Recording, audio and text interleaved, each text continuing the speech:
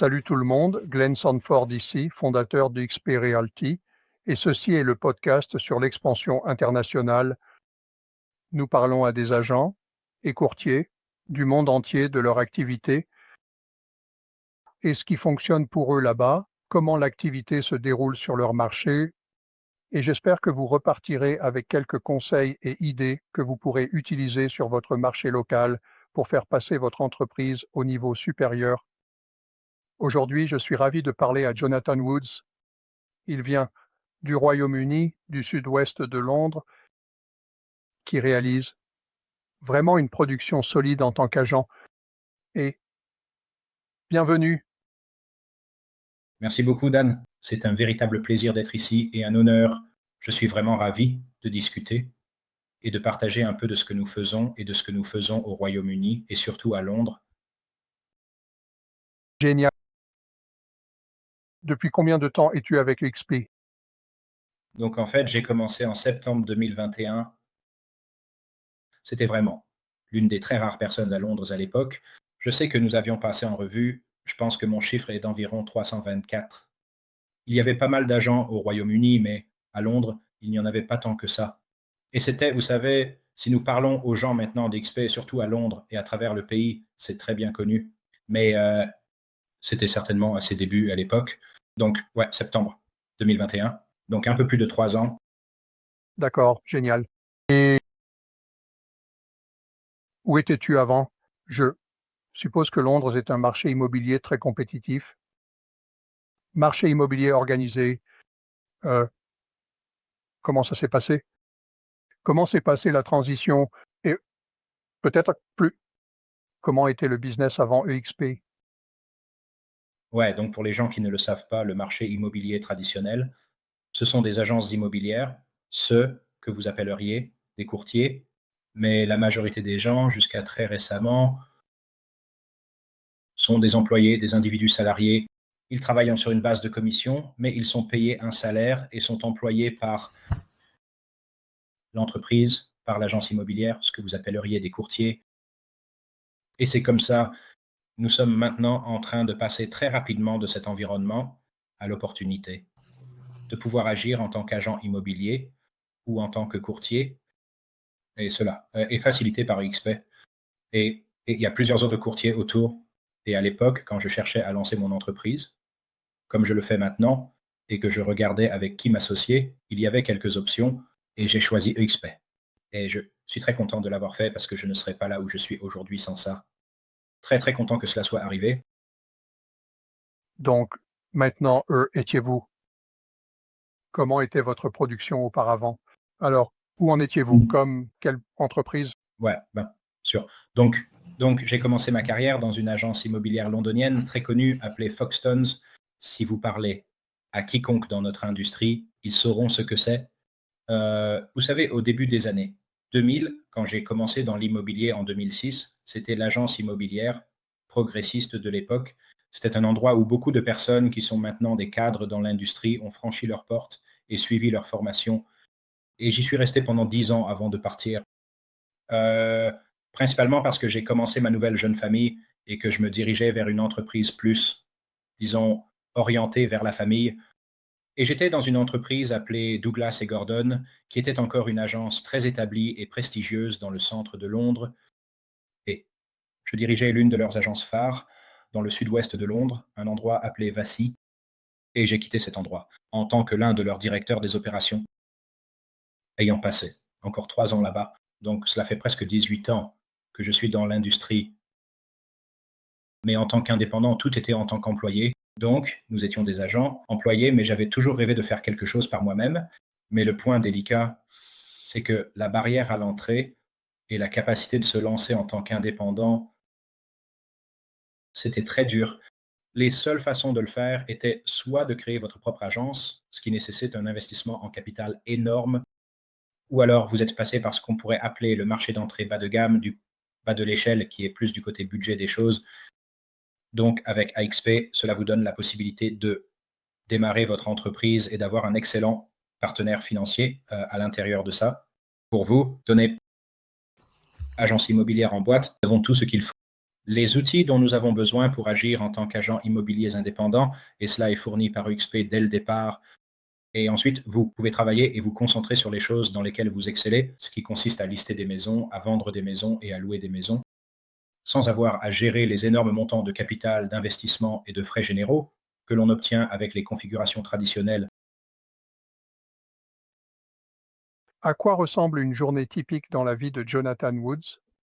Quelle est votre journée typique comme professionnel de l'immobilier? Bien, c'est incroyable parce que c'est tellement varié maintenant. Alors qu'avant, c'était se lever le matin, aller au bureau, s'asseoir au bureau. Maintenant, je passe beaucoup de mes journées. Eh bien, c'est compartimenté en prospection, visite de maison, rendez-vous pour des annonces. Ce matin, je suis allé rencontrer une charmante dame qui a une maison à vendre dans un endroit appelé Southfields. Elle y est depuis 40 ans. Et j'ai passé 2 heures et demie assis avec elle sur un canapé à lui parler de son parcours et de ce qu'elle allait faire et comment nous allons évaluer la maison et ce que nous allons faire et comment nous allons l'accompagner et en gros lui faire prendre la plus grande décision qu'elle ait prise en 40 ans et c'est de quitter la maison familiale. Elle était stupéfaite parce qu'elle avait eu 2 agents avant moi qui étaient restés dans la maison pendant 20 minutes, sont entrés puis sont sortis. Parce que je suis indépendant, je peux faire ça, je peux le gérer. Je passe mon temps à ma guise. On ne pouvait pas faire ça à l'époque en travaillant pour d'autres personnes parce qu'il y avait tellement de choses à gérer. J'ai terminé ça et ensuite je suis allé à 2 réunions à la station Basticao. J'ai rencontré un nouveau partenaire informatique qui va m'aider à rationaliser mes systèmes pour 2025.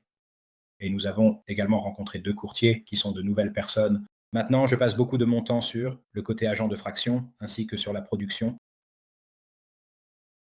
On peut en parler un peu plus tard si besoin. Ouais, c'est tellement varié. Parfois sortir déjeuner, rencontrer partenaires financiers. C'est Noël, donc on rencontre un peu plus de gens sur le plan social aussi dans les prochains jours. Mais ouais, et demain, j'ai une journée bien remplie le matin avec des visites et des rencontres avec des gens. Et ensuite, j'ai un autre déjeuner avec un client dans l'après-midi, ce qui est plutôt sympa. D'accord. Donc, tu es un praticien solo, si je ne me trompe pas, c'est bien ça? Ou as-tu une petite équipe? Que ce que nous avons construit ici à Londres est assez unique parce que, bien que j'ai commencé en tant qu'agent solo, j'écoute mon propre nom. Et c'était juste moi dans tout le sud-ouest du centre de Londres.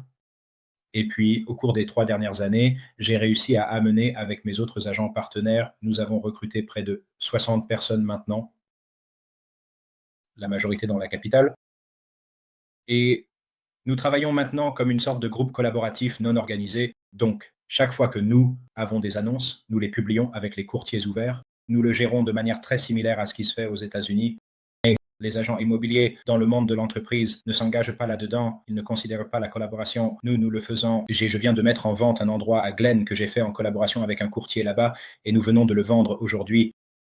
Et donc, même si nous avons en fait une équipe formelle, nous sommes une organisation qui collabore. Donc, c'est super, tu sais. Je parle avec les courtiers tous les jours. Nous avons un groupe WhatsApp avec nous tous dessus et nous partageons nos connaissances et notre expertise. Et nous avons des personnes de tout niveau de compétences, des gestionnaires de biens aux anciens directeurs des ventes et des gens dans le secteur des nouvelles constructions maintenant. Nous avons un très bon contingent de personnes qui s'intéressent au secteur de la construction neuve. Donc, ouais, pour répondre à ta question, je n'ai pas d'équipe formelle, mais j'ai une super équipe de personnes qui sont mes partenaires chez EXP. D'accord.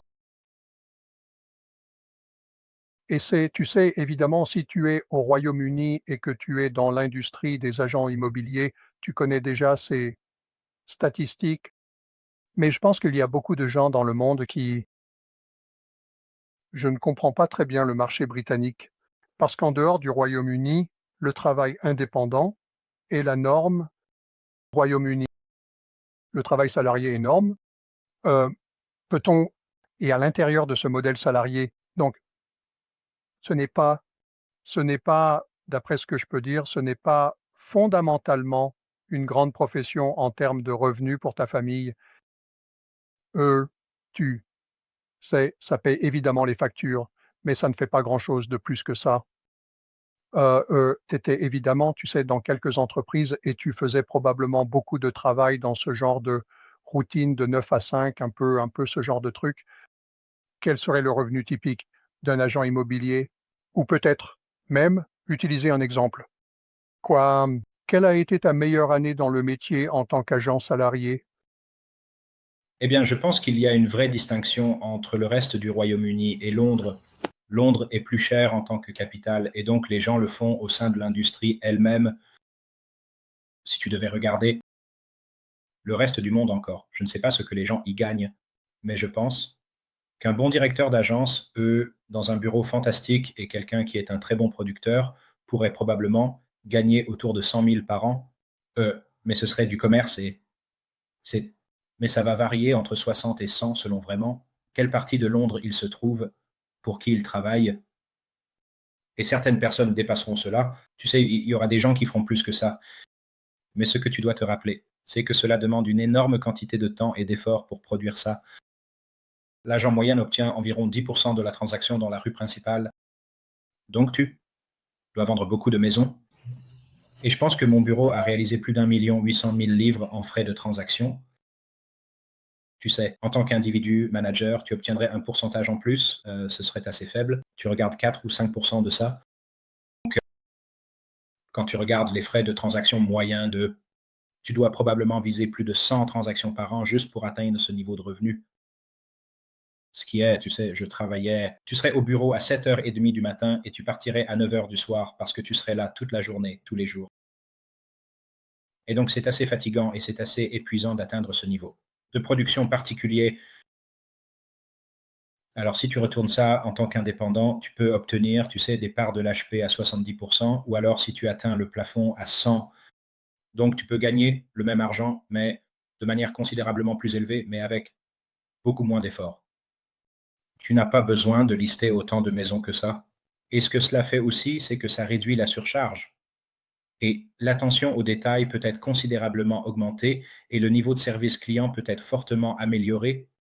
L'investissement dans le marketing peut être amélioré et tout simplement le parcours général pour le client et le consommateur c'est tout simplement beaucoup mieux parce que tu n'as pas à enchaîner des centaines et des centaines de transactions pour joindre les deux bouts. Et le problème avec l'industrie britannique tourne sur le volume de transactions au détriment du service client. Et au détriment du service client,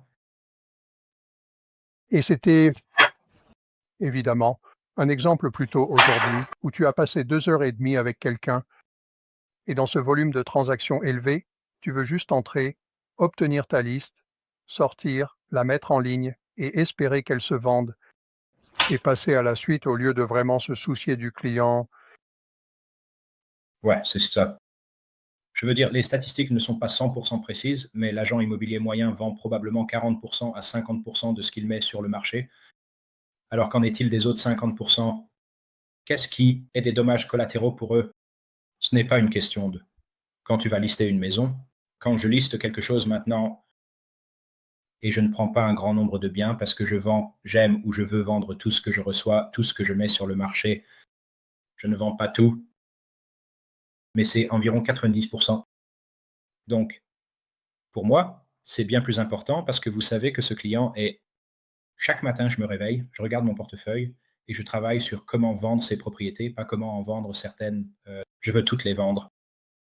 Et c'est ça la différence. Parce que quand vous êtes... La dame me disait ce matin qu'elle avait quelqu'un qui était venu pendant 20 minutes, mais elle avait aussi m'avait fait venir pendant 2 heures et demie. Et c'était parce que ça me tenait à cœur. Et ça me tient vraiment à cœur parce que si j'obtiens ce mandat, la commission sur ça est, pour moi, ce serait 25 000 euros, ce qui est beaucoup d'argent. Mais pour le gars qui le vend, qui touche 10%, qui reçoit 2 500, il veut passer à la prochaine chose. Et à la suivante, il doit obtenir le volume. C'est ça, c'est sûr. Vous avez également travaillé sur l'attraction des agents dans le cadre de l'entreprise. Et combien d'agents avez-vous attiré? Combien dans votre organisation RevShare? Donc nous venons juste aujourd'hui, venons atteindre 60, ce qui, en l'espace de 3 ans que je suis ici, me rend plutôt fier. Je sais que ça ne correspond pas nécessairement à la vitesse de croissance que certaines personnes connaissent dans différentes parties du monde, mais l'une des choses avec lesquelles nous avons vraiment du mal, c'est cette transition des gens qui passent de l'emploi à l'auto-emploi. Et je veux dire, ce n'est pas juste 60 pour moi, c'est dû à la façon dont nous travaillons très étroitement avec chaque courtier dès leur arrivée pour les aider à, s'ils le souhaitent, s'impliquer dans la croissance de la société de courtage. Et vous regardez, nous maintenant, en tant qu'organisation, nous sommes, selon ChatGPT, la plus grande organisation au monde, courtier indépendant à Londres. Et Keller Williams, vous avez le courtier de Londres, vous avez Movely, vous avez Harding Glen. Nous avons plus de courtiers dans notre petite organisation que tous ceux-là. En l'espace de 3 ans, et il leur a fallu 7 ans pour atteindre 30 ou 40 courtiers, et nous en avons 60 en 3. Donc je le regarde, et je le vois comme étant le premier trimestre. Pour nous, atteindre 100 et d'atteindre ce point, nous passons à essayer d'être la plus grande organisation au Royaume-Uni. Donc je me suis levé à Lisbonne lors de la conférence internationale et j'ai dit que c'était mon objectif. Et pour l'année, donc 2025, l'objectif est de devenir la plus grande organisation au Royaume-Uni, ce qui représente environ 130 courtiers, je le crois, donc nous y arriverons. Et ce qui est vraiment excitant, c'est l'élan que nous avons parce que je veux dire, nous le faisons. Nous faisons un appel de partage de revenus tous les jeudis matins. Nous avons commencé avec 2 ou 3 personnes et maintenant nous avons 18 personnes qui nous rejoignent.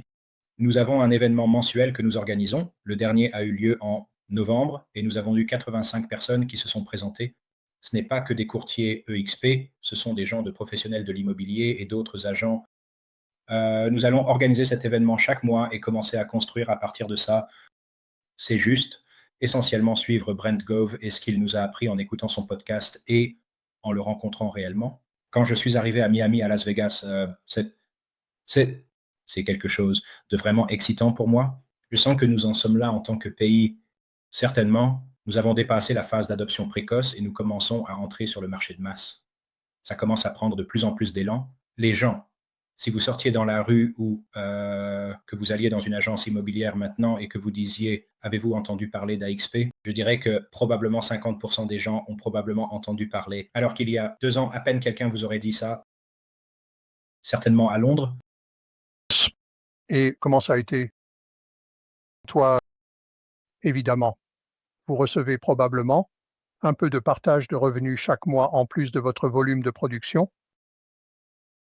Qu'est-ce que c'est? Quel est le genre de l'impact psychologique et émotionnel de ces sources de revenus supplémentaires dans votre entreprise d'agence immobilière? Bienvenue, vous savez, c'est une façon de réfléchir et je pense, vous savez, pouvoir profiter de la magie de l'AXP qui peut vous offrir, si vous y travaillez, des sources de revenus multiples. Donc, vous savez, vous avez vos revenus de vente, nous avons des revenus de location, nous avons votre part, les actions qui viennent, ce qui, vous savez, vous pouvez, si vous entrez dans le programme d'action, ensuite, partage revenu, quoi. Ça prend un peu plus de temps au Royaume-Uni pour se concrétiser parce que nos transactions sont beaucoup, beaucoup plus lentes que les vôtres aux États-Unis. Vous savez, en moyenne, il faut 3 mois pour qu'une vente se concrétise. Parfois, ça peut prendre 6 mois. J'en ai eu qui ont mis 1 an à se concrétiser. Et donc, ça prend au courtier, en général, depuis le moment où vous intégrez quelqu'un, il faut probablement environ 6 mois avant qu'il réalise sa première transaction. Et puis, ils arrivent à la 2e année, et là, ça commence à devenir régulier, et vous voyez des transactions arriver chaque mois. Donc, nous avons une première vague de personnes qui entrent maintenant dans leur 2e année, et donc cela va commencer à se construire. Mais vous savez, je regarde ça et je vois que vous savez, même avec 60, que vous savez, les 60 seront, espérons-le, dans 6 mois, 120. Et toi?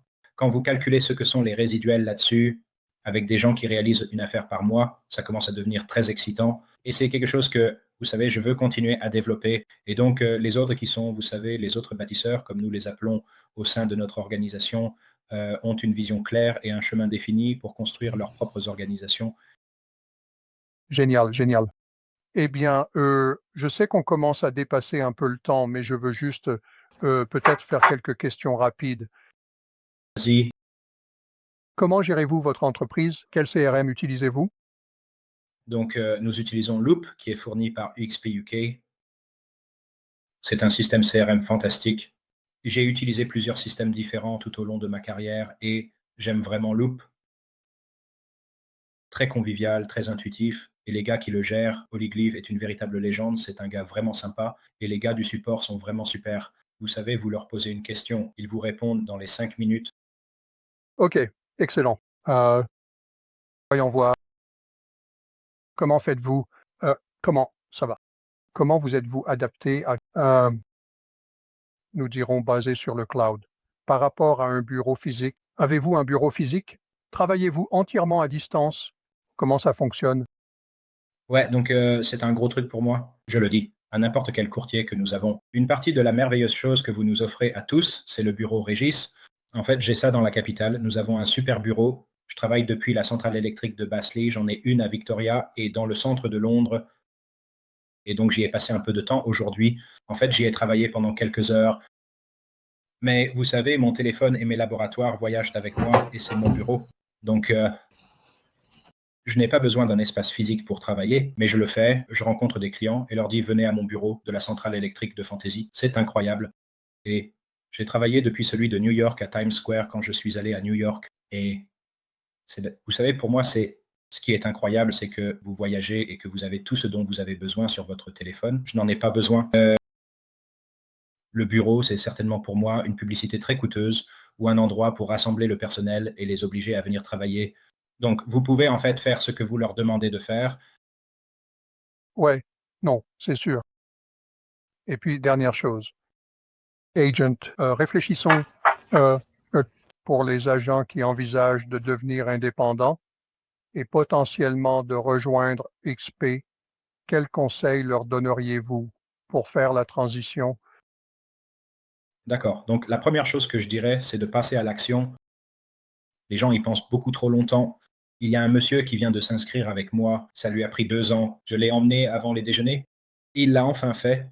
Il est enfin là. Et 3 mois plus tard, il m'appelle et dit, j'aurais aimé avoir fait ça il y a 1 an et demi.